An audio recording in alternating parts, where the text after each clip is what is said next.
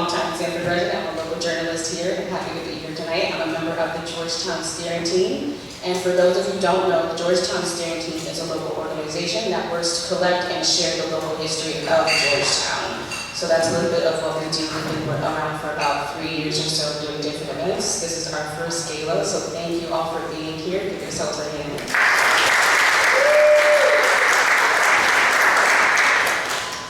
So I would first like to thank some of our partners and sponsors who, without their help, this event would not be possible. First, Dr. Ronald Fulmore, Mr. Bernard Mitchell, the Sanford Museum, the UCF Bridges Program, the City of Sanford, the Young Men of Excellence, the Sanford Cultural Guild, who donated some plants for us tonight, Bailey Wright, the Gala on First Street, DJ MC, and many, many more. So thank you all. So we'll have some presentations here tonight. Most of the part of the event is to learn Georgetown history, so we'll have presentations from the Sanford Museum, the UCF Bridges Program, we'll have our auction, some trivia to get some prizes, and then some music. So I hope you enjoy it. We'll have a prayer from Commissioner Wiggins, and thank you. Good evening, everyone. Good evening. I can talk loud tonight. We're going to go ahead and go into prayer. This is truly a blessing. I am honored to be here in this presence with you all. And truly blessed to have my boys here with you, because the more history that these young brothers learn about what we're celebrating today, the more powerful I believe it's going to help make our city. So with that being said, we're going to pray. Father in heaven, as we come once more again, we thank you, Father, for this day, this occasion. Father, we thank you, Spirit Committee. We thank you for all those that played a part in sponsoring this tonight, not only tonight, but also, Father, this weekend. Father, we give you the glory, because you are the one that brought this into fruition. So, Father, in the name of Jesus, we just thank you, we glorify you, and we lift you up. And we're so faithful, Father, to you, God, praise God, and the glory. And I say in Jesus' name, we all say, Amen. Amen. And now we'll have a presentation from the Georgetown Steering Team's founder, Ms. Gregson, who will tell us a little bit about Georgetown's history.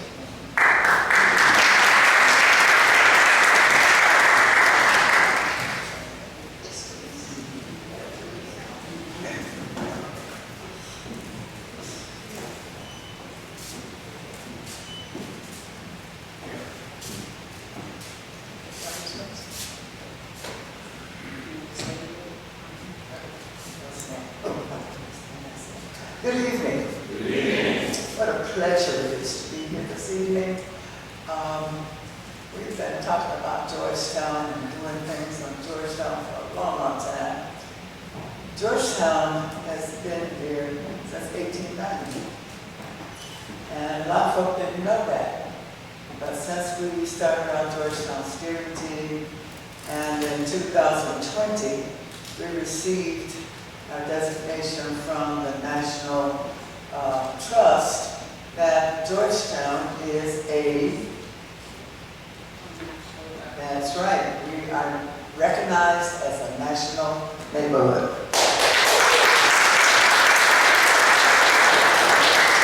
And when I talk about that, I have to point to one lady back there, Julie Schofield, finished up the work in February when they came down from Tallahassee, and we had a meeting, and just to show you how things worked, February 2020, they took the papers back to Tallahassee, and they sent them on to Washington.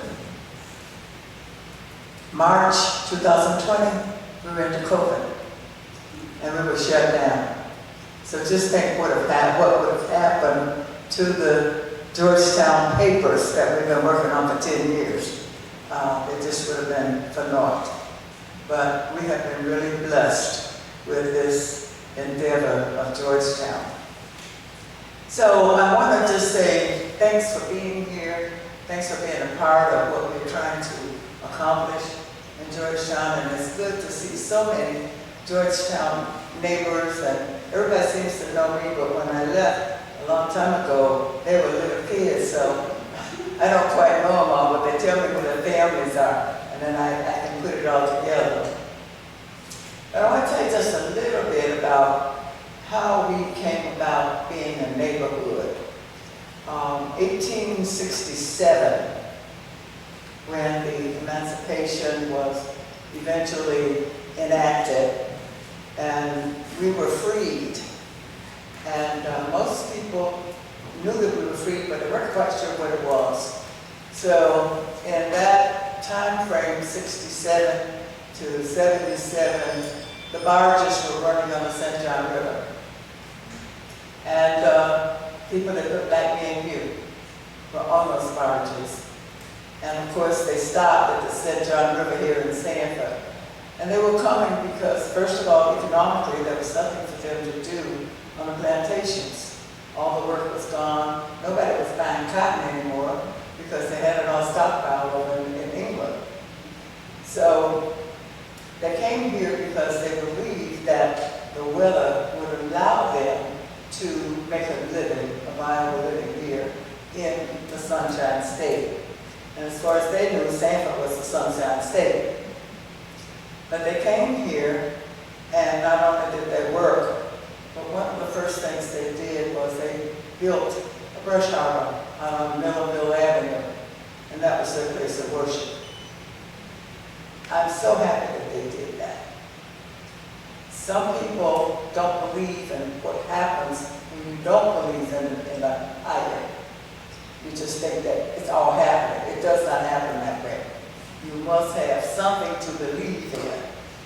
So they came and they did the brush harbor, and they began to work. And they formed the neighborhood from Mellonville over to Sanford Avenue, and from Celery over to 2nd Street. Those are the boundaries of Georgetown. And that was determined in 1890. Next time you go through Georgetown, look on the street tops, and you'll see, welcome to Georgetown, historic neighborhood, established in 1890. Clap, give yourself a hand.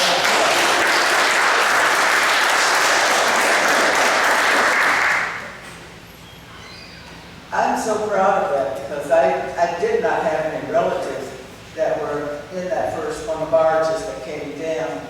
But when they came down, they started a church. And that church is on the corner of 9th and Cypress now. And it's historic St. James Anthony Church. And my family was involved in that. So I'm real happy that they decided they wanted a church so I could have somewhere to go. One of the things that, and I'm telling you all of this from my dad. My daddy, I think, was a historian and he didn't know who he was. But he told me all of this stuff as I was growing up. And he said that when we take care of each other, we do well. And when anybody that lived in Georgetown, you know that it was self-contained. We had barbershops, we had beauty shops, we had funeral homes, we had stores. So really, you didn't have to leave Georgetown for anything. You could just wait for it to be there in the neighborhood, and that's what most people did. We didn't have to go to the mailbox because the mailman brought mail. That's right, every day he brought mail to Sanford, to the Georgetown neighborhood. So we've had a great experience, those of us who are old enough to remember. And I'm here, I think my thing is to share with you what I remember so that you can share with your children and your grandchildren and your great-grandchildren so that we never ever forget. Georgetown is something special. Am I right, Dr. Wright? All right. So we're just happy that you're here tonight. We thank you for supporting. And those of you who grew up in Georgetown, come and meet us on the 3rd Thursday at Harper Academy at 10 a.m. Because these are the things that we're doing, and we're trying to make sure that this history does not get lost. Thank you so much for listening.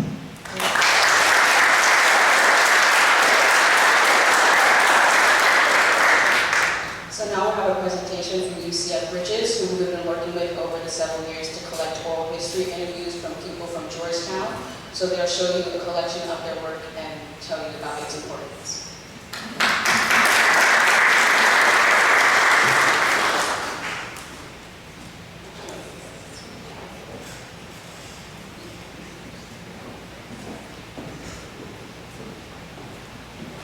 So my name is Connie Lester. I'm an associate professor at UCF, and we have a program we call Riches. It's a digital archiving program.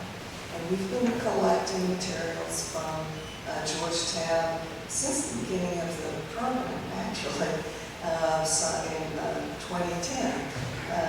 And what we plan to do with this material, you can see it on the Riches site. The site is free, you don't have to do anything except go on the site. But what we also are going to do with this material, we are now creating digital exhibits, and they're interactive exhibits. And we have a set of exhibits that we're doing at the moment on Black entrepreneurs. And we are working on we worked on the Paramore community first, and that exhibit should be done, fingers crossed, by the end of this year, and you can see it. And the next one on the list is Georgetown. So we're collecting stories. We believe that you can't have entrepreneurs if you don't have community. So we're interested in stories about the community. We're interested in stories about Black entrepreneurs. And we'll show you some of the work we did recently.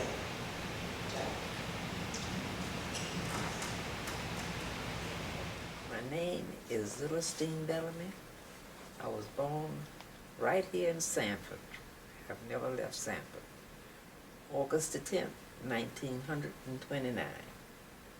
And my occupation, I have kept children. I have worked in the house, kept house for white people. The children have stayed in our house right there on 5th Street where I live at now. At night while my mother kept them while their parents went off. And we never had any problem. But after I grew up, I had worked on the farm. I worked in Slavy, that's on the other side of Ovida, for A. Dudu and Son. I think they came from Czechoslovakia.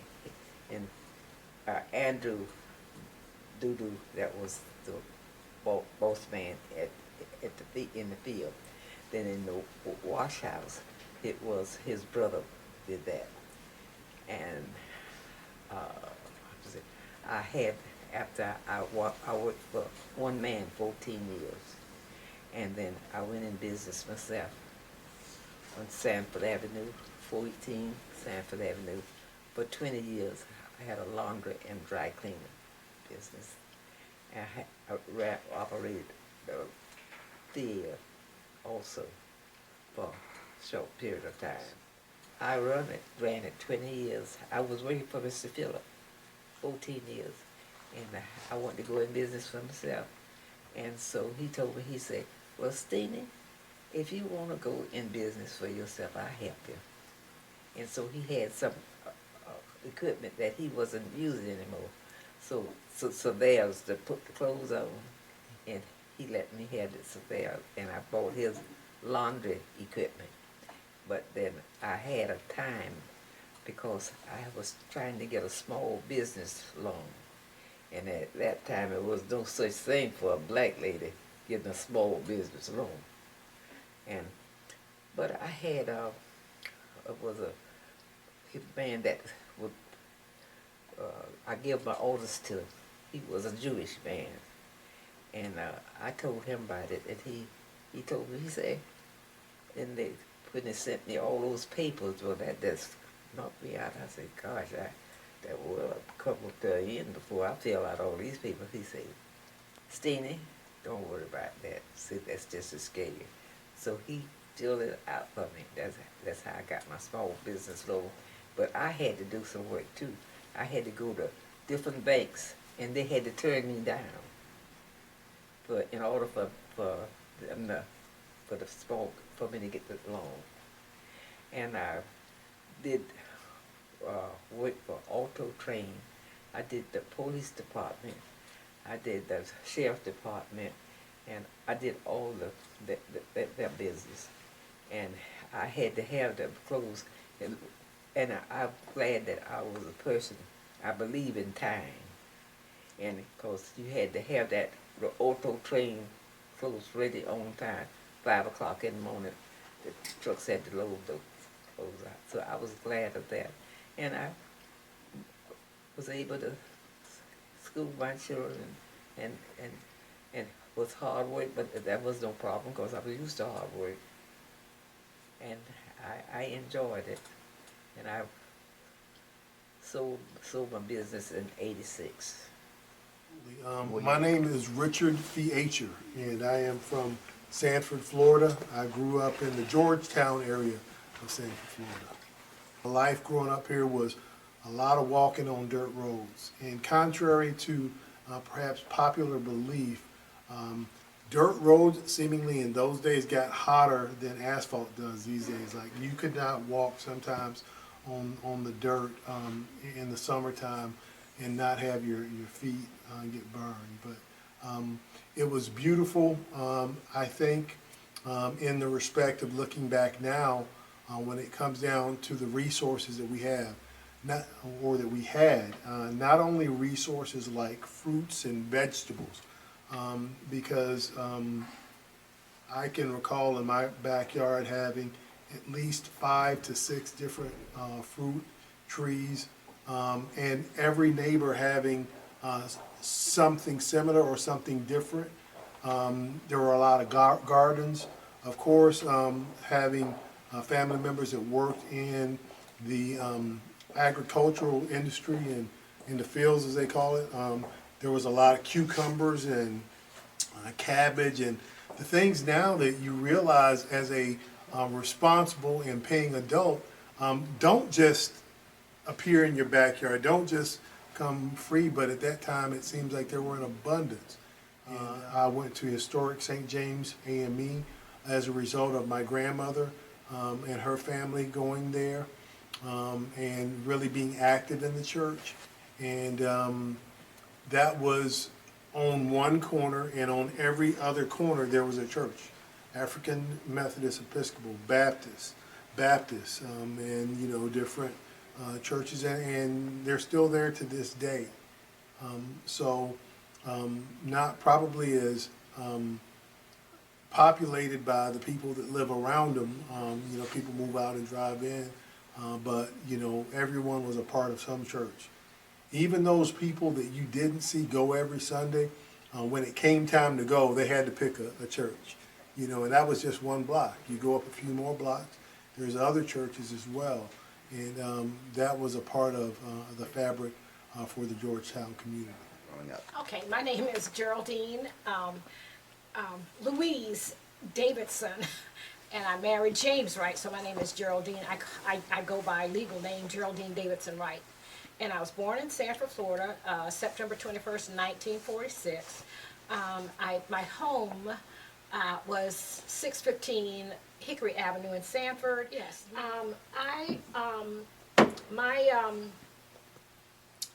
When my mom had 4 children, and 3 of us were born, we weren't born in the house, but we came home to live on 615 Hickory Avenue.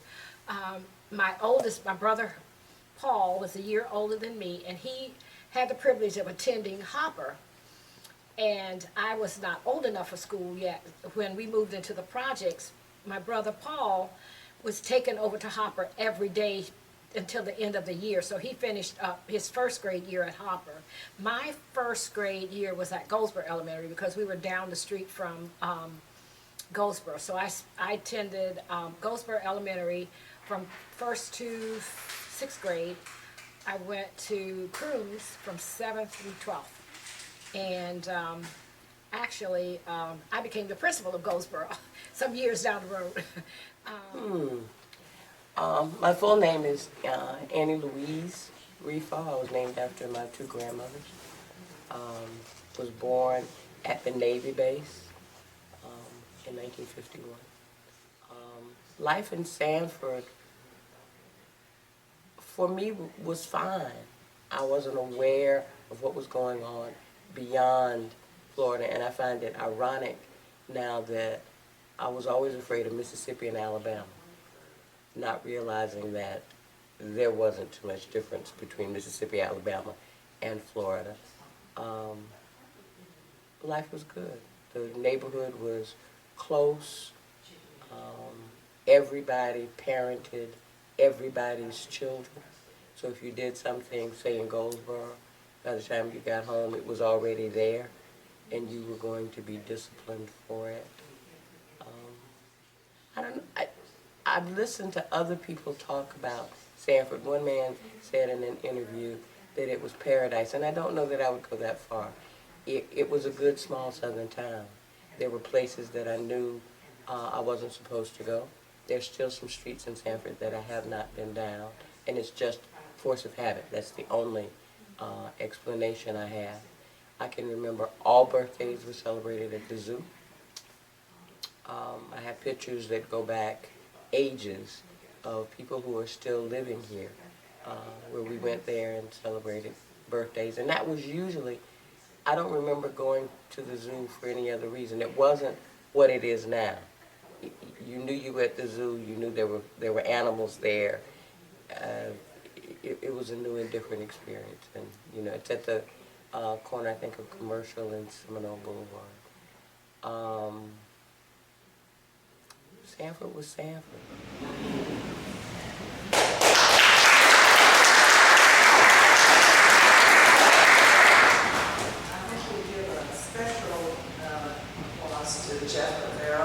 He is the Rich's archivist, and he's the one who makes these oral histories and he put this slide.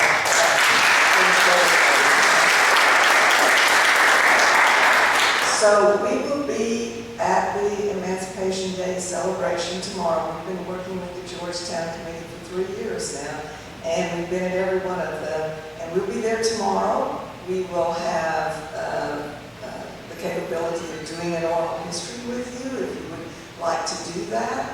And if you have photographs or stories to tell, we would like to have those stories. We can scan them tomorrow to go with our work that we're planning to do on Georgetown, and we can do oral histories with you. So we hope to see you tomorrow and tell us some stories. Thank you.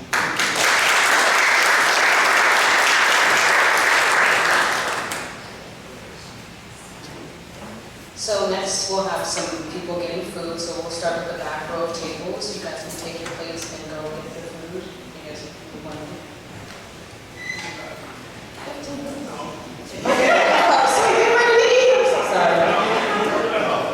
So yeah, we'll start with back row of tables and then we'll get ready the next row and then we'll go the final row. But now we'll have the presentation from the Harris family to present to the Harris family legacy. For those who don't know, the Georgetown Steering Team hosted our auction this year, where for Black History Month we went into different elementary and middle schools giving a presentation about local history. And for that, we wanted kids to feel incentivized to learn that history, so we did an art contest to where they could do a project about Georgetown. We'll announce the winner of that contest tomorrow, so that's going to be very exciting. And we have a $100 prize for the first place winner, and that is sponsored by the Harris family. So they're going to share a little bit about their legacy and their connection to Georgetown. Please give them a hand as they come.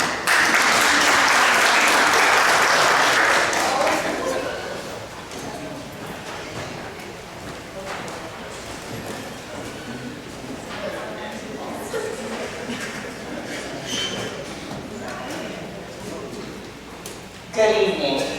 We, the Harris family, would like to thank you for this opportunity to highlight the life of our fathers and our grandparents in the Georgetown community. Our grandparents raised their family in a house on the corner of 11th and Orange Avenue, starting in the 1950s.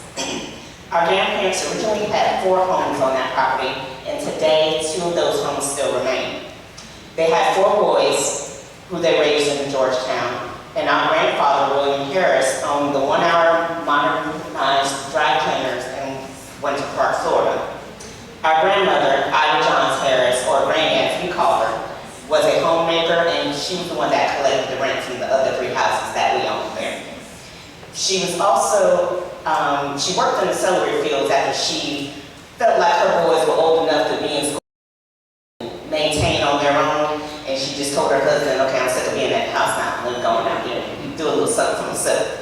So also with that, we knew her to have a kind spirit, and she was a faithful member of Mount Moriah House of Prayer and an avid gardener. So as the gentleman mentioned on the video, very vast garden in the backyard, all the time out there gardening. People shared how she would often open her home and she would make her special cold medicine for people that were sick. And that cold medicine consisted of some honey, some peppermint, and a shot of brown liver or maybe 5. Over the years, our fathers have shared memories growing up in the thriving community of Georgetown, from Christmas parades where they threw rocks at Santa because Santa never came to their neighborhood, or to listening to Muhammad Ali when he would come to town with Mr. Drew Brown. The boys attended the historic Hopper Academy. 2 of them finished at Crooms High School and the other 2 finished at Seminole High School. 2 of the boys went on to the military and lived in different parts of the world, but they all kept their connection to Georgetown. We, the grandchildren and great-grandchildren, have also spent time at that house on Orange Avenue creating our own memories in Georgetown. The family connection is what motivated us to sponsor the student art contest. And as representatives of our father and our grandparents, we wanted to give back and inspire the next generation's connection to the Georgetown community. Thank you for allowing us to share a little bit about our family history. Have a good evening.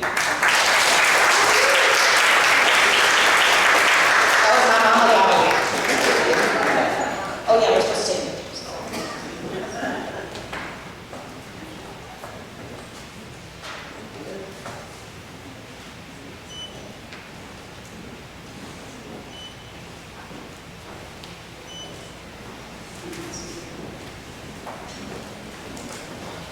So yeah, as she says, the great-grandchildren were there too, so it didn't look like this when I was there, but it had the same structure. The garden was on the side and in the back, and on that side too, but it all looks so different now, so that's kind of sad. But we have those memories. So next, we'll have a presentation from the Sanford Museum. We'll share some of the important Georgetown history that they've collected over the years. Please give them a hand.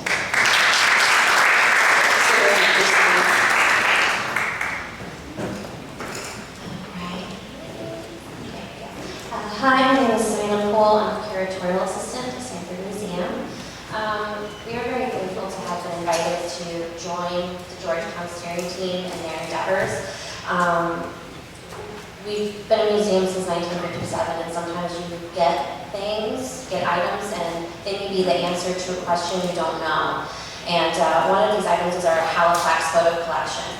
The Halifax Museum in Daytona gave us this collection of beautiful black and white photos.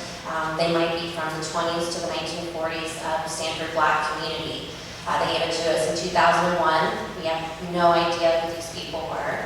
And they had been given it from Muskegon County, Michigan Museum in the 90s. So here are the Sanford photos that have been in Michigan for X amount of years, then for a decade in Daytona, and now in Sanford. So I brought a few of these to a couple of Georgetown Steering Team meetings, and after the discussion and everything, everyone was nice enough to sort of go through and share some answers, because some of these photos are labeled, but we don't really know anything, like the time period or anything like that.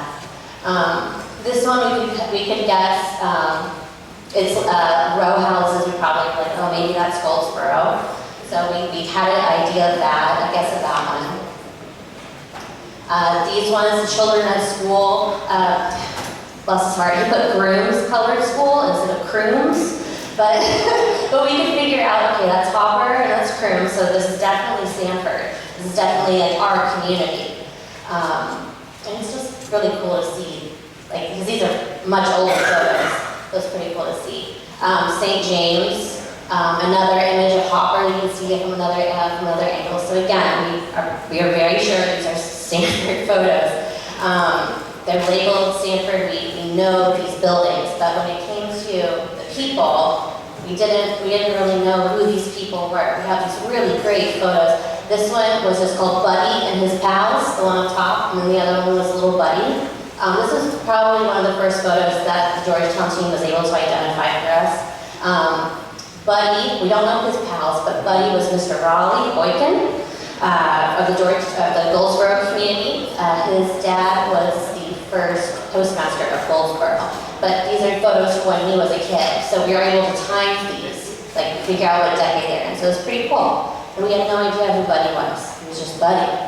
But because the Georgetown team was able to help us out, we were able to put names to these kids. Another one is we have a bunch of photos of this gentleman in multiple outfits. And that's Mr. Chester Allen. He grew up in Georgetown. I've been told that Mr. Chester Allen was like a handyman, came and he did stuff at your house. We didn't know anything about him.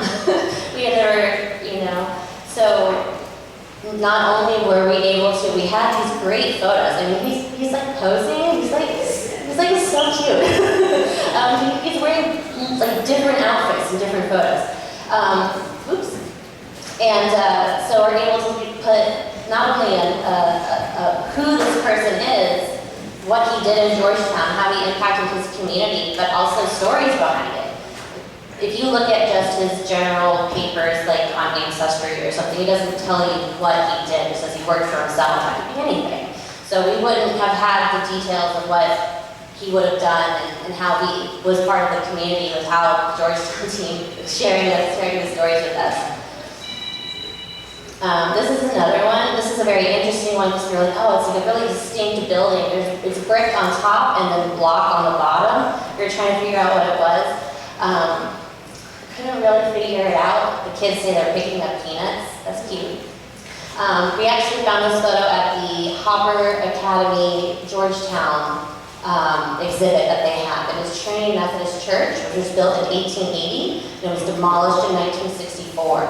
So you can see at that one, it has this distinct block on the bottom, bricks on top, so we're able to place where these kids were, and that gives us a time period. These photos are before the 60s. So this is stuff that we would have no clue. So yeah, we're just very thankful to be a part of this. And yeah, so thank you so much for having us and helping us rediscover the history that we have. We just didn't know how important it was. So thank you.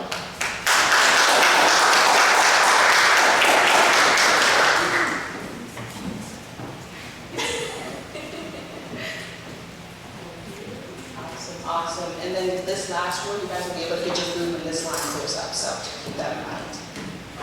So now we're going to have the Georgetown trivia game. So we want to test your knowledge about Georgetown. So I'm going to ask about 15 questions, one at a time, and I want you to call out the answer to me if you think you know it. I know you guys are eating, so just bear with me. Call out the answer if you think you know it, and whoever I hear the first answer being is, I'll point to you, and then you'll get a prize from over here. Does that make sense? Everybody clear on what's happening? Yeah? Give me an applause if you understand. Great. Okay, let me pull up those questions for you. And I hope you've been listening because some of these are things that have been mentioned unintentionally, so if you've been paying attention, you might know these, even if you did it before tonight. So, the first question we have is who from Georgetown helped Muhammad Ali coin the phrase, float like a butterfly, sting like a bee? Was that you? You did? Ah! Right. Perfect. So, if you can give me a prize, thank you. Someone will be bringing the prize to you. So, the second question, and for those who didn't hear that, the answer is Mr. Drew Houdini Brown. He is the person from Georgetown who helped Muhammad Ali coin the phrase, float like a butterfly, sting like a bee. So that's really cool that that phrase came from Georgetown. So, what is the original name of Hopper Academy? Does anybody know? What is the original name of historic Hopper Academy? Or what was the first school, black school in Georgetown? It's the same answer, but.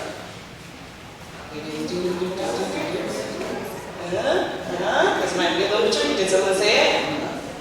Any guesses? No? What did you say? No. She was close. She said, is it a color? But the answer is colored school number 11. So, no, it's not. So the answer is colored school number 11. So that is what Hopper was before it became Hopper. So the next question, and if you've been listening, people have been naming churches in Georgetown. So I want to know who can name 5 churches in Georgetown, and if you can, you get a prize.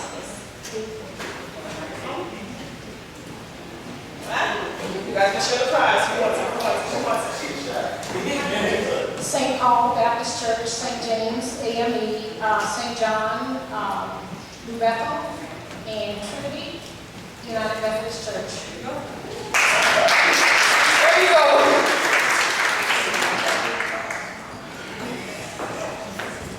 Perfect. So, what is the name of the only park in Georgetown? There's only one park in Georgetown. Does anybody know the name? Wilson. Wilson. Wilson. Oh, I'm right, but you were saying half of the name, so it didn't count. Wilson. No, it's Bentley Wilson Park. That is the name. Yes. I didn't need your girl, I'm so sorry. My grandma will be mad at me.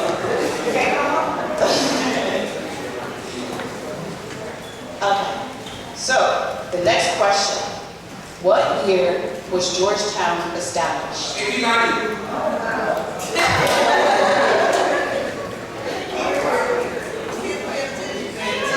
There you go, there you go. I love that. That was one of the young men's places. So, who was the first black photographer from Georgetown or in Georgetown? Does anybody know? There you go. Pocket Brown.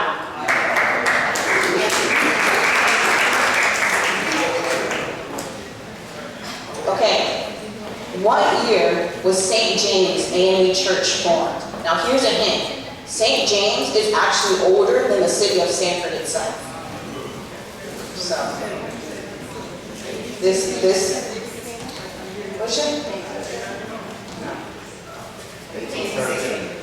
What did you say? No. Any other guesses? No. No. I'll give one more guess before I just say the answer. Miss Brunson, you know what it is. I know. Okay. 1845. No.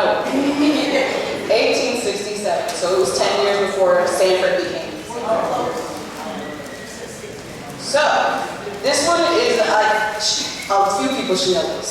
So, what church in Georgetown did Zora Neale Hurston's father preach at?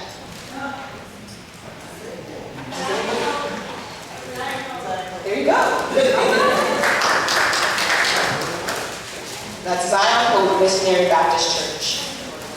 So who from Georgetown integrated Seminole County Public Schools? There you go. That's Miss Ingrid Burton Nathan. She integrated public schools. Oh, I'm so sorry. You don't start. And actually, here's a little fun fact. Miss Burton Nathan was actually friends with my grandpa when they were kids growing up. So in 2020, I did an interview of my grandpa, and he shared a story of how he used to walk her to the buses to make sure that she got on the bus safely, and just being there for her during that time. So that was my first time ever hearing about her, and that was pretty interesting with the family connection as well. So what year did Georgetown become on the National Register? It was said earlier today. There you go. You're a good listener. You're a good listener. You've been all the good listener.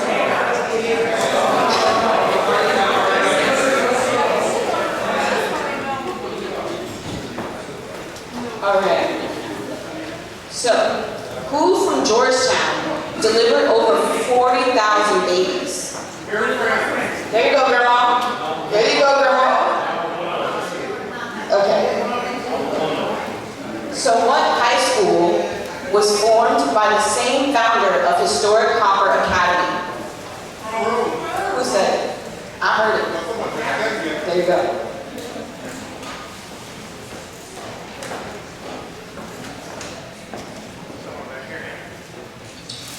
What book did Zora Neale Hurston write in Georgetown?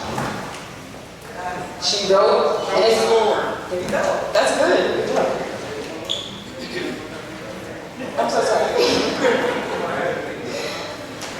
Okay. What house did Jackie Robinson stay at when he was at Georgetown? Your hand. Say it loud. DC and older. Okay. We also said this, and this is the last question, the last chance to win a prize.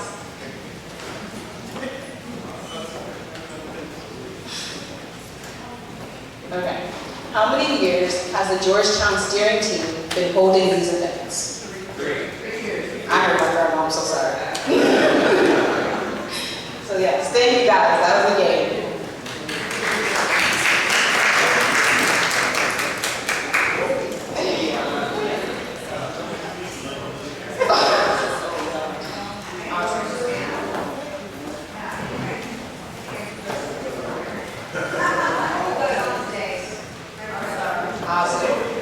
Okay, and so now it's time for our silent art auction with the gallery on First Street. So I'll have Ms. Bailey come up and explain some of this. Are you ready? Are you ready for me? Are you ready?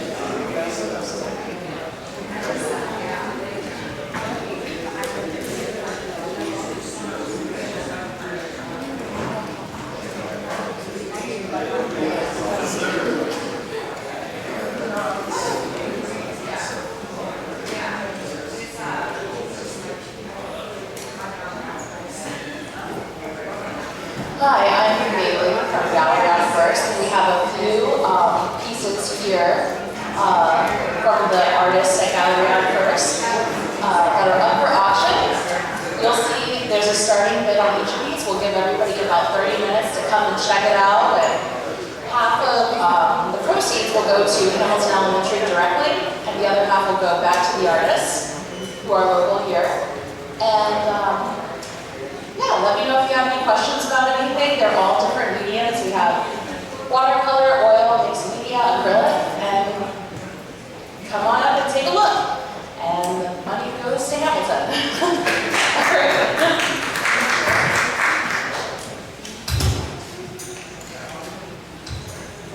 So we'll have some music going while we'll have people, there's time to come up and look at the art that's here.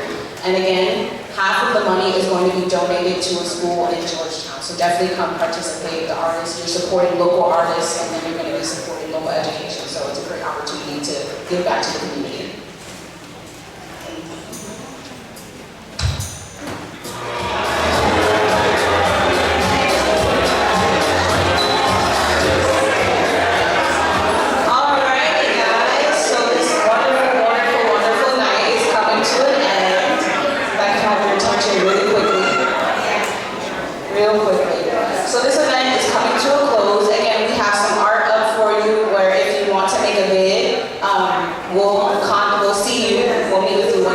Determine the bid winners. We have a form in the back for a former or current Georgetown resident, so that way we can keep track of who you are and stay in contact with you, let you know when we're doing oral history interviews or events, or we'll have some upcoming chances for donations and sponsorships, so definitely keep that on your calendars. But that form is in the back, on the back table for you to put your first name, last name, your family name, and your contact information. If you want some photos, then we'll be, there's the photo booth in the back, and Mr. Costa will be there to take pictures. And I believe we have a little bit of extra food, so if you want to use your white plates to get a to-go plate, unfortunately we don't have to-go plates for you, but you can carry it like that. The gold plates, please don't throw those away, we need those, so just leave those on your table, but the white ones you can take. And yeah, we have some drinks and foods and stuff like that. So enjoy what we have left. We'll contact you if you've won the bid before you leave tonight. And yeah, thank you guys so much for coming. I really hope you enjoyed the event. I really hope you've learned something. I hope that you come out to the other events that we have going on this week. Tomorrow we'll be at Historic Copper Academy from 11:30 to 3 p.m. And we have so much going on that day. I can't even take the time to tell you. Just come on out and find out for yourself. And yeah, thank you guys so much again.